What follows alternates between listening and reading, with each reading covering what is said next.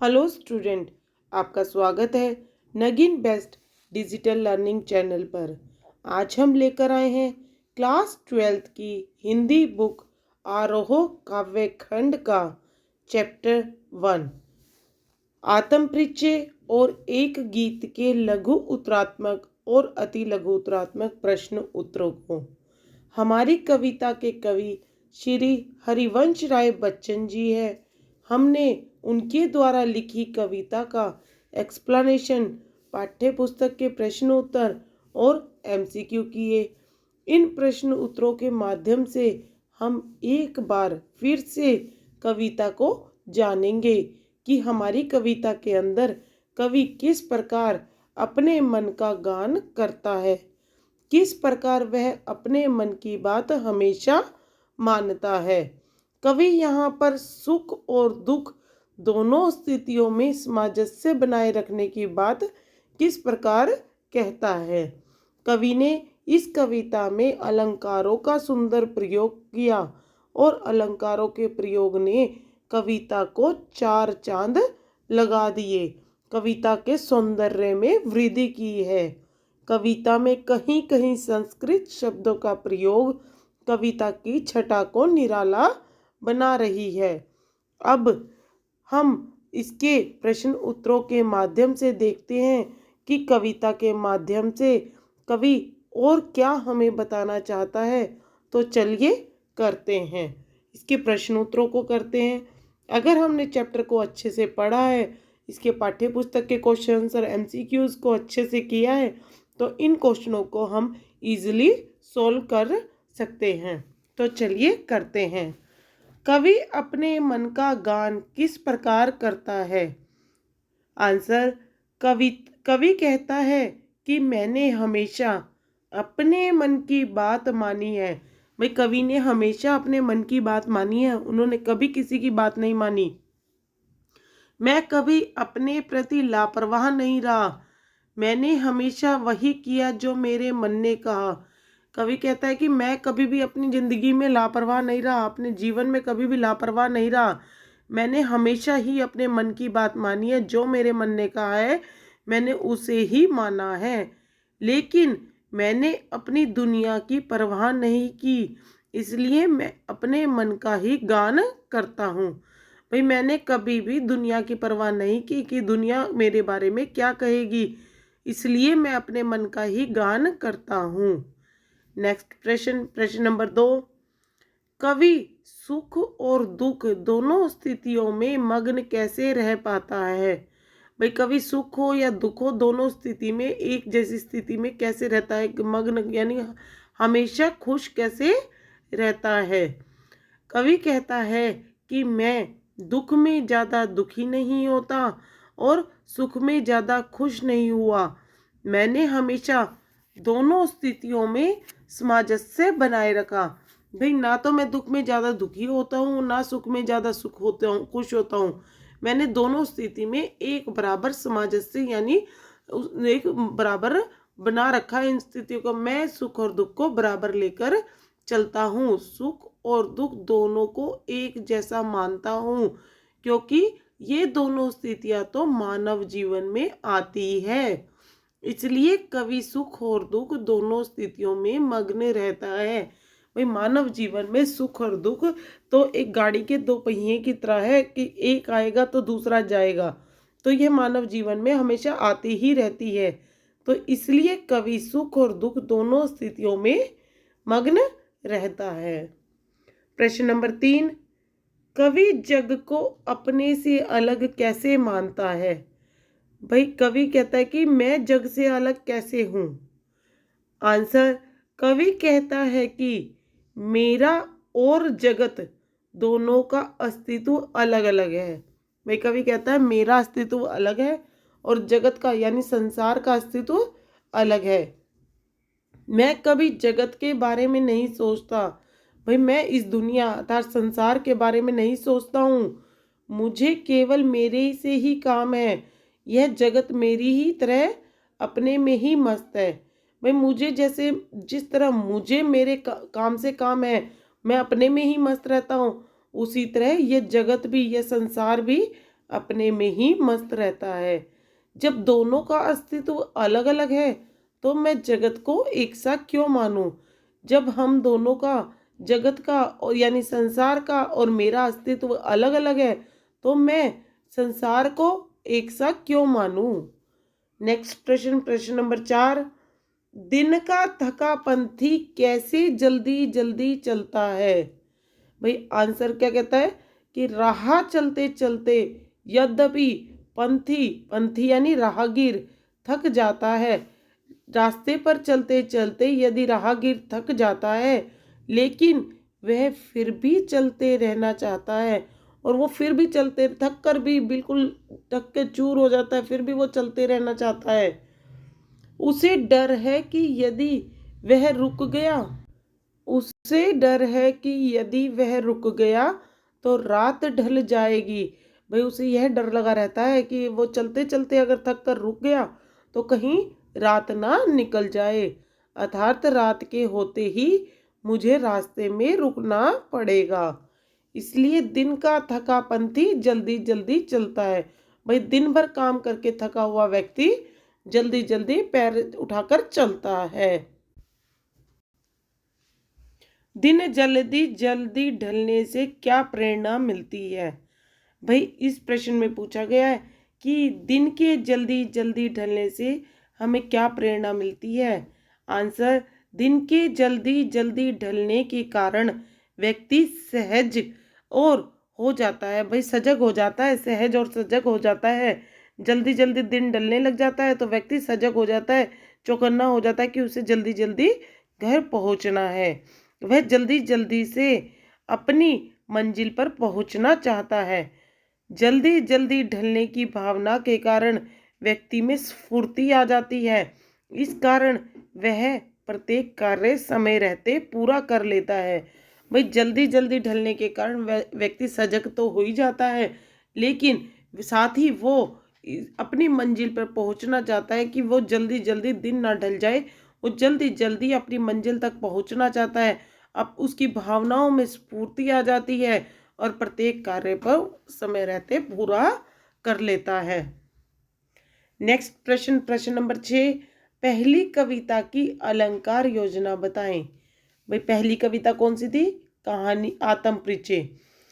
कवि बच्चन ने आत्म परिचय शीर्षक कविता में अनुप्रास, पुनरुक्ति प्रकाश, उपमा, रूपक और प्रश्न आदि अलंकारों का स्वाभाविक प्रयोग किया है।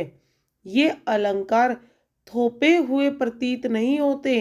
भाई कविता में एक दूसरे के ऊपर थोपे हुए से नहीं लगते, परंतु इनके प्रयोग ने कविता के सौंदर्य को बढ़ा दिया है। इनका प्रयोग करना जरूरी भी था क्योंकि इनके प्रयोग से कविता में सौंदर्य की वृद्धि हुई है। नेक्स्ट क्वेश्चन, कवि की भाषा शैली के बारे में बताइए। कवि की दोनों कविताओं की भाषा सहज, सरल और स्वाभाविक है।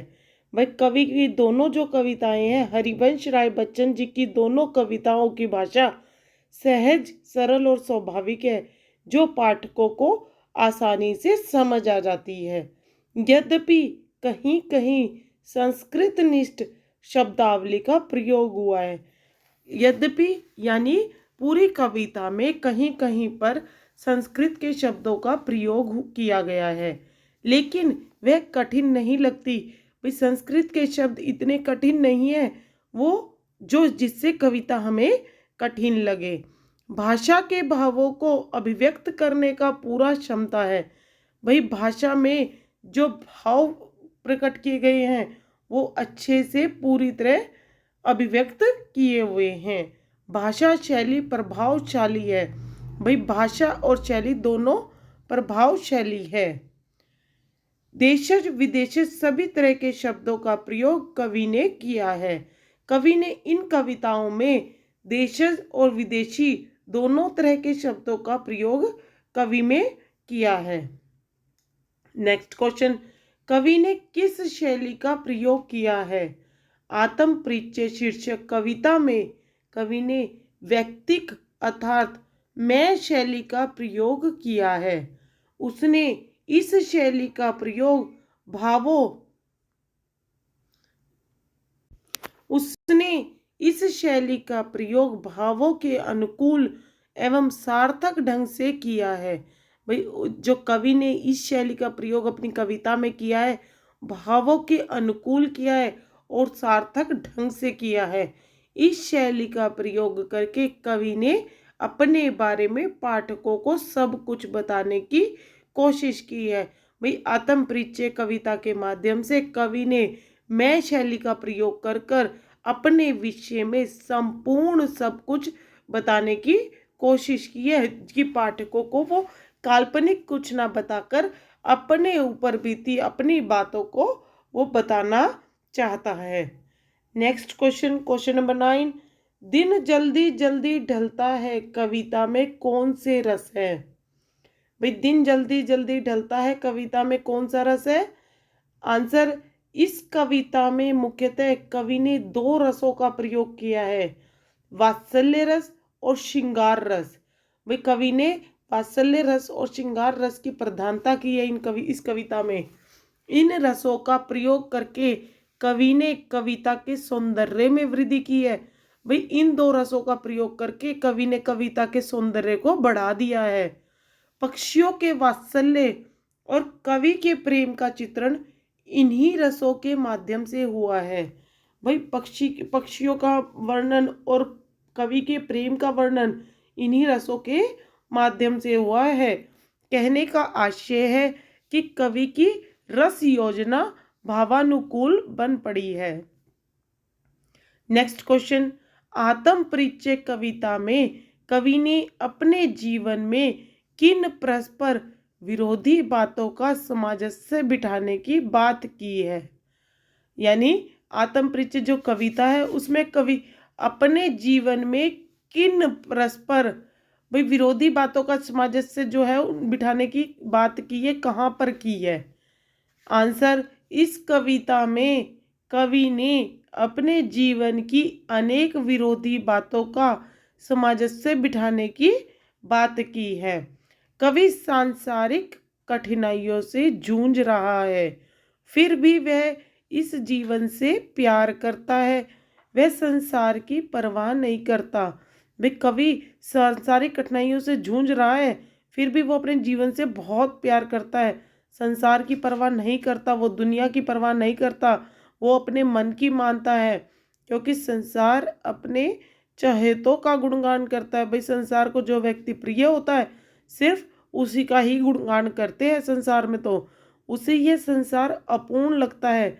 भाई कवि को यह संसार पूर्ण नहीं लगता, वह अपने सपनों का संसार लिए फिरता है।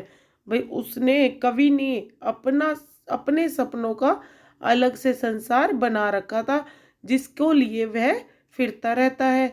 वह यौवन का उन्माद व अवसाद साथ लिए रहता है। भाई वह अपने यौवन का उन्माद और अवसाद साथ में लिए रहता है। वह शीतल वाणी में आग लिए फिरता है।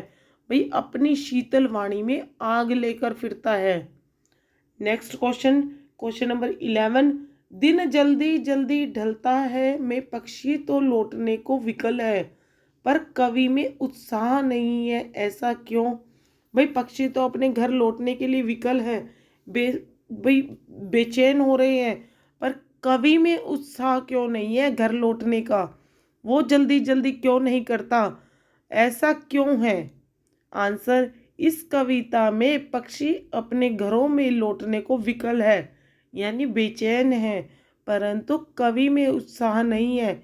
इसका कारण यह है कि पक्षियों के बच्चे उनको इंतजार कर रहे हैं। भाई पक्षियों के बच्चे उनका घोंसलों में इंतजार कर रहे हैं।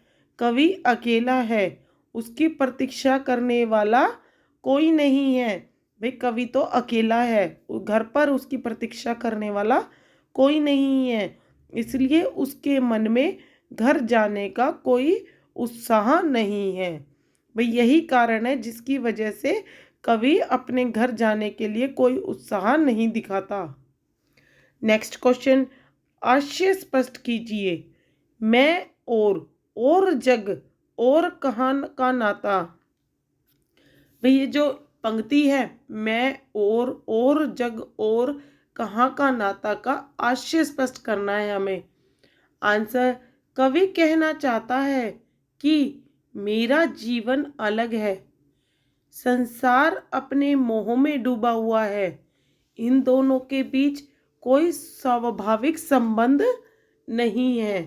कवि अपनी भावनाओं के लोक में जीता है। भाई कवि कहता है कि मेरा जीवन तो अलग है, संसार के मोह माया में डूबा हुआ है और इन दोनों के बीच में कोई स्वाभाविक संबंध ही नहीं है। संसार तो अपनी मोह माया में डूबा है और मेरा जीवन अलग है। कवि अपनी भावनाओं के लोक में जीता है। नेक्स्ट क्वेश्चन, निम्न काव्यांशों का काव्य सौंदर्य स्पष्ट कीजिए।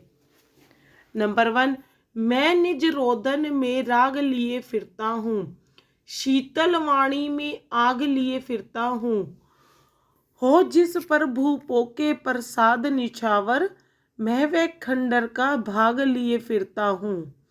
मैं रोया इसको तुम कहते हो गाना, मैं फूट पड़ा तुम कहते छंद बनाना, क्यों कवि कहकर संसार मुझे अपनाए, मैं दुनिया का हूँ एक नया दीवाना। भाई इन पंक्तियों की काव्य सौंदर्य करना है हमने। देखिए, इन पंक्तियों में कवि ने अपने मन की व्यथा तथा संसार के दृष्टिकोण को व्यक्त किया है। रोदन में राग, शीतलवाणी में आग में विरोधाभास अलंकार है। कवि कहकर में अनुप्रास अलंकार है। गे तत्व की प्रधानता है, खड़ी बोली है, मिश्रित शब्दावली है, शांत रस है, भाषा में प्रवाह है, फूट पड़ा मुहावरे का सटीक प्रयोग है, आत्मकथात्मक शैली है। नेक्स्ट, हो जाए ने पथ में रात कहीं, मंजिल भी तो है दूर नहीं, यह सोच थका दिन का पंथी भी जल्दी जल्दी चलता है, दिन जल्दी जल्दी ढलता है। भाई इन पंक्तियों में क्या काव्य सौंदर्य है? इन पंक्तियों में कवि ने जीवन की क्षण भंगुरता का वर्णन किया है। जल्दी जल्दी में पुनरुक्ति प्रकाश का अलंकार है। दिन का मानवीकरण किया गया है। खड़ी बोली है, मिश्रित शब्दावली का प्रयोग है, भाषा में प्रवाह गयता है, छायावादी शैली का प्रयोग है। नेक्स्ट क्वेश्चन, आत्म परिचय कविता को दृष्टि में रखते हुए कवि के कथ्य को अपने शब्दों में प्रस्तुत कीजिए। भाई कवि ने इस कविता में बताया है कि दुनिया को जानना सरल है। भाई इस संसार को तो जानना बहुत सरल है, किंतु स्वयं को जानना बहुत कठिन है। भाई स्वयं के बारे में जानना, खुद के बारे में जानना बहुत कठिन है। समाज में रहकर मनुष्य को खट्टे मीठे कड़वे सभी तरह के अनुभव होते हैं। भाई इस दुनिया में रहकर मनुष्य हर तरह के व्यवहारों से परिचित होता है। कुछ खट्टे मीठे कड़वे सब तरह के व्यवहार उसे अनुभव करने होते हैं, लेकिन वह समाज से कटकर नहीं रह सकता। शासन और व्यवस्था चाहे जितना उसे कष्ट दे, लेकिन वह उनसे कटकर नहीं रह सकता। भाई शासन हो, व्यवस्था हो, कोई भी जगह हो, उसे संसार में चाहे कितना भी कष्ट मिले, वो समाज से कटकर नहीं रह सकता। व्यक्ति की पहचान तभी है जब वह समाज में रहता है। उसका परिवेश ही वास्तव में उसकी पहचान है। कवि कहता है कि मेरा जीवन वृद्धों के सामंजस्य से बना है। भाई वृद्धों के सामंजस्य से बना है उसका जीवन। मैं विरोधाभासी जीवन जियो करता हूँ। भाई मैं विरोधाभासी जीवन को जीता हूँ। इस गीत में कवि ने स्पष्ट किया है कि मेरे जीवन में एक प्रकार की अजीबी सी दीवानगी है। भाई मेरे जीवन में तो एक प्रकार की अजीबोगरीब दीवानगी है। मेरा यह जीवन इस संसार का ना होकर इस संसार में जी रहा है। मैं उस पर हर बात से, हर घटना से स्वयं को जुड़ा पाता हूँ जो मेरे ही विरुद्ध है। भाई जो बात मेरे विरुद्ध है, मैं उस घटना से स्वयं को जुड़ा हुआ पाता हूँ। नेक्स्ट क्वेश्चन, दिन जल्दी जल्दी ढलता है गीत में थके हारे राही को, प्रारंभ में जल्दी जल्दी चलने को आतुर दिखाया जा है और बाद में उसके कदम धीमे हो जाते हैं, ऐसा क्यों? अथवा इस क्वेश्चन को हम कई तरीके से लिख सकते हैं। दिन जल्दी जल्दी ढलता है, कविता के आलोक में कवि की गति माध्यम के कारण को स्पष्ट कीजिए। नेक्स्ट क्वेश्चन, दिन जल्दी जल्दी ढलता है, कविता का प्रतिपाद्य स्पष्ट कीजिए। भाई इस क्वेश्चन को हम कई तरीके से लिख सकते हैं, आंसर इसका एक ही है। इस कविता में कवि ने जीने की इच्छा और समय की सीमितियां का सुंदर वर्णन किया है। भाई यहाँ पर जीने की इच्छा, समय की सीमितता, इन सबको सुंदर वर्णन किया है कवि ने। कवि कहता है, यद्यपि राहगीर थक जाता है, हार जाता है, लेकिन वह फिर भी अपनी मंजिल की ओर बढ़ता है। उसे इस बात का भय रहता है कहीं दिन ना ढल जाए, भाई कहीं शाम ना हो जाए। इस प्रकार चिड़ियों के माध्यम से भी कवि ने जीने की लालसा का अद्भुत वर्णन किया है। भाई कविता में चिड़िया के माध्यम से, चिड़िया का एग्जाम्पल देकर कवि ने जीने की लालसा का अद्भुत वर्णन किया है। चिड़िया जब अपने बच्चों के लिए तिनके दाने आदि लेने बाहर जाती है, भाई चिड़िया जब अपने बच्चों के लिए दाना लेने बाहर जाती है तो दिन के ढलते ही वह भी अपने बच्चों की स्थिति के बारे में सोचती है। भाई सारा दिन तो वो दाना चुगने में निकाल देती है, लेकिन जब दिन ढलने लगता है तो उसे अपने बच्चों की याद आ जाती है और उनकी स्थिति के बारे में भी कि वो क्या कर रहे हैं, कैसे होंगे, उसके बारे में सोचने लग जाती है। वे सोचती है कि उनके बच्चे उनसे यही अपेक्षा रखते हैं कि हमारे माता पिता हमारे लिए कुछ खाने का सामान लाए। वही चिड़िया सोचने लग जाती है कि उनके बच्चे यही सोचते होंगे कि हमारे माता पिता हमारे लिए कुछ खाने का सामान लेकर आएंगे। कवि पुनः आत्म परिचय देता हुआ कहता है कि मेरा इस दुनिया में यद्यपि कोई नहीं, फिर भी ना जाने कौन मुझसे मिलने के लिए उत्सुक है। भाई कवि फिर से कहता है, आत्म परिचय देता हुआ, अपने विषय में बताता हुआ कि मेरा तो इस दुनिया में कोई भी नहीं है, फिर भी ना जाने मुझे ऐसा क्यों लगता है कि मुझसे मिलने के लिए कोई उत्सुक है। यही प्रश्न मुझे बार बार उत्सुक कर देता है, वही यही प्रश्न मुझे बार बार बेचैन कर देता है कि मेरे पांवों में शिथिलता और मन में व्याकुलता भर देता है। भाई जो मेरे पांवों को रोक देता है और मेरे मन को व्याकुल कर देता है।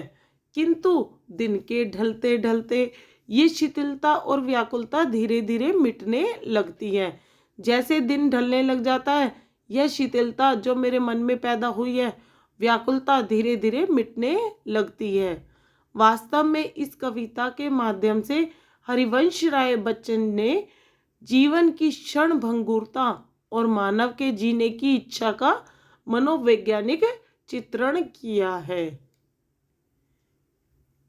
तो हमने इस तरह हमने लघु उत्तरात्मक क्वेश्चनों को करे। अब हम अति लघु उत्तरात्मक प्रश्न को देखेंगे जो 1 मार्क्स के पेपर में आते हैं। प्रश्न नंबर 1, आत्म परिचय कविता के कवि कौन हैं? हरिवंश राय बच्चन जी। आत्म परिचय कविता की काव्य शैली कैसी है? आत्म कथात्मक शैली। भाई इस कविता में आत्म कथात्मक शैली का प्रयोग किया गया है। कवि इस दुनिया में किसका भार लिए फिर रहा है? जग जीवन का। कवि इस दुनिया में कैसे जी रहे हैं? इस दुनिया में दुनियादारी को पूरी तरह से निभाते हुए कवि इस दुनिया में जी रहे हैं।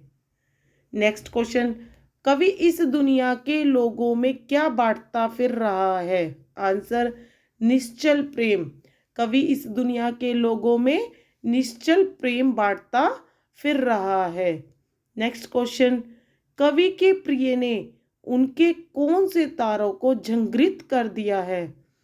मन रूपी वीणा के। आंसर, मन रूपी वीणा के। कवि के प्रिय ने उनके मन रूपी वीणा के तारों को झंकृत कर दिया है। नेक्स्ट क्वेश्चन, मन रूपी वीणा के तारों को झंकृत करने से तात्पर्य क्या है? भाई, मन रूपी वीणा के तारों को झंकृत करने से तात्पर्य दिल की कोमल भावनाओं को छू लेना। नेक्स्ट क्वेश्चन, सांसों के दो तार से क्या तात्पर्य है? सांसों के दो तार से तात्पर्य जीवन जीना है। नेक्स्ट क्वेश्चन, कवि ने कौन सी सूरा का पान किया है? कवि ने स्नेह सूरा का पान किया है। नेक्स्ट क्वेश्चन, स्नेह सूरा में कौन सा अलंकार है? स्नेह सूरा में रूपक अलंकार है। नेक्स्ट क्वेश्चन, कवि किसके नशे में मस्त है? आंसर, कवि प्रेम रूपी सूरा के नशे में मस्त है। नेक्स्ट क्वेश्चन, कवि किसकी परवाह नहीं करते हैं? कवि इस दुनिया की परवाह नहीं करते हैं। नेक्स्ट क्वेश्चन, कवि कैसे संसार को ठुकराते हैं? आंसर, कवि वैभवशाली संसार को ठुकराते हैं। नेक्स्ट क्वेश्चन, कवि के अनुसार ये दुनिया कैसे लोगों से भरी पड़ी है? आंसर, कवि के अनुसार चापलूस व स्वार्थी लोगों से ये दुनिया भरी पड़ी है। नेक्स्ट क्वेश्चन, कवि दुनिया को क्या बांटना चाहता है? आंसर, निश्चल प्रेम रूपी सौगात बांटना चाहता है। नेक्स्ट क्वेश्चन, कवि का सपना क्या है? आंसर, इस दुनिया में प्रेम ही प्रेम हो। भाई, इस दुनिया में चारों तरफ प्रेम ही प्रेम हो और सभी लोग आपस में मिलजुल कर प्रेम से रहे। भाई, यह कवि का सपना है, कवि चाहता है ये। नेक्स्ट क्वेश्चन, कवि अपने साथ कैसा संसार लिए फिरता है? कवि अपने साथ स्वप्न संसार लिए फिरता है, यानी सपनों का संसार लिए फिरता है। नेक्स्ट क्वेश्चन, कवि के अनुसार इस दुनिया को अपूर्ण या अधूरा बनाता है। प्रेम का अभाव इस दुनिया को अपूर्ण या अधूरा बनाता है। नेक्स्ट क्वेश्चन, कवि अपने हृदय में सदैव क्या जला कर रखते हैं? आंसर, कवि अपने हृदय में सदैव प्रेम रूपी अग्नि जलाकर रखते हैं। नेक्स्ट क्वेश्चन, कवि अपने को किस कर्म योगी के समान मानते हैं? भाई, कवि अपने को सुख दुख में हमेशा एक समान रखने को कर्म योगी के समान मानते हैं। भवसागर में कौन सा अलंकार है? भवसागर में रूपक अलंकार है। सुख दुख में कौन सा समास है? सुख और दुख यानी द्वंद्व समास। मैं जला हृदय में अग्नि दहा करता हूँ, सुख दुख दोनों में मग्न रहा करता हूँ, में कौन सा अलंकार है? मैं जला हृदय में अग्नि दहा करता हूँ, विरोधाभास अलंकार है, यहाँ पर विरोध किया गया है। कवि कौन सी उम्र का उन्माद लिए फिरता है? यौवन का। नेक्स्ट क्वेश्चन, भाई, कवि यौवन का उन्माद लिए हुए फिरता है। कवि के यौवन के उन्माद में भी क्या छुपा है? आंसर, कवि के यौवन के उन्माद में अवसाद छुपा हुआ है। नेक्स्ट क्वेश्चन, मैं यौवन का उन्माद लिए फिरता हूँ, उन्मादों में अवसाद लिए फिरता हूँ, में कौन सा अलंकार है? विरोधाभास अलंकार। कवि के अनुसार अहंकार किसे अपने आगे टिकने नहीं देता? प्रेम और ज्ञान को। भाई, प्रेम और ज्ञान जो है उसके आगे अहंकार कभी नहीं टिकता। इस दुनिया में लोग क्या जोड़ते रहते हैं? धन और भौतिक सुख सुविधाएं इस दुनिया में लोग जोड़ते हैं। मैं और जग और कहाँ का नाता में कर्मशः पहले दूसरे व तीसरे और का मतलब समझाए। पहला और कवि के अपने लिए है, दूसरा और संसार के लिए है, तीसरा और संसार और कवि के बीच संबंध के लिए है। भाई तीनों और अलग अलग का अलग अलग मतलब है। पहला और तो कवि ने अपने लिए प्रस्तुत किया है, दूसरा और संसार के लिए यूज किया है, और तीसरा और जो यूज किया है वो संसार और कवि के बीच में संबंध के लिए यूज किया है। नेक्स्ट क्वेश्चन, मैं और जग और कहाँ का नाता में कौन सा अलंकार है? यमक अलंकार है। और शब्द का 3 बार प्रयोग अलग अलग अर्थों में हुआ है, तो यहाँ पर यमक अलंकार है। कवि की वाणी कैसी है? कवि की वाणी शीतल है। कवि के शब्दों में किसके बराबर शक्ति है? कवि के शब्दों में आग के बराबर शक्ति है। नेक्स्ट क्वेश्चन, मैं निज रोदन में राग लिए फिरता हूँ, शीतल वाणी में आग लिए फिरता हूँ, में कौन सा अलंकार है?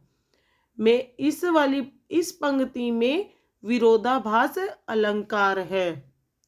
नेक्स्ट क्वेश्चन, जब कवि का दिल अपने प्रिय के वियोग में रोया, तब लोगों ने इसे क्या कहा? गीत। भाई जब कवि का हृदय रोने लगा, भाई कवि का दिल अपने प्रिय के वियोग में रोया, तो लोगों ने इसे गीत कहा। कवि फूट पड़े तब लोगों ने इसे क्या समझा? छंद बनाना। भाई जब कवि फूट पड़े थे, रोते रोते रोते वो हो गए थे, तो लोगों ने इसे छंद बनाना कहा। दुनिया कवि को किस रूप में अपनाती है? दुनिया कवि को कवि के रूप में अपनाती है। कवि अपनी पहचान किस रूप में बनाना चाहते हैं? प्रेम दीवाने के रूप में कवि अपनी पहचान बनाना चाहते हैं। कवि इस दुनिया में किससे वेश में फिरते हैं? भाई दीवाने के वेश में कवि इस दुनिया में फिरते हैं। कवि दुनिया को कौन सा संदेश देना चाहते हैं? मौज मस्ती से जीवन जीने का संदेश कवि दुनिया को देना चाहते हैं। कवि अपने आप को दुनिया में क्या मानकर चलता है? भाई कवि अपने आप को दुनिया में प्रेम दीवाना मानकर तो इस तरह हमने इस चैप्टर को कंप्लीट किया। इसकी कविता को एक्सप्लेनेशन को देखा हमने, अच्छे से वर्ड टू वर्ड एक्सप्लेनेशन को किया, पाठ्य पुस्तक के प्रश्न उत्तरों को किया, एक्स्ट्रा क्वेश्चन, एमसीक्यूज, अति लघु उत्तरात्मक, लघु उत्तरात्मक, हर तरह से हमने इस कविता को देखा और समझा। आप वीडियोस को देखें और इस कविता को अच्छे से समझें, ताकि आपके इस कविता के विषय में कोई प्रॉब्लम ना रह जाए। आगे हम इसी तरह और भी चैप्टर, काव्य खंड और गद्य खंड के सभी चैप्टर बारी बारी लेकर आएंगे। हर तरह के क्वेश्चन, एमसीक्यूज, हर चीज़ को लेके आएंगे, ताकि आपको पेपर में किसी तरह की प्रॉब्लम ना आए। तो हमारी वीडियोस की वेट करना। वीडियो अच्छी लगे तो लाइक, शेयर और सब्सक्राइब करना। आप हमारे चैनल को सब्सक्राइब कर लीजिए, ताकि आने वाली वीडियोस का नोटिफिकेशन आपको पहले ही मिल जाए, ताकि वीडियो आते ही आप उसे देखें और समझें। तो तब तक के लिए थैंक यू, बाय बाय।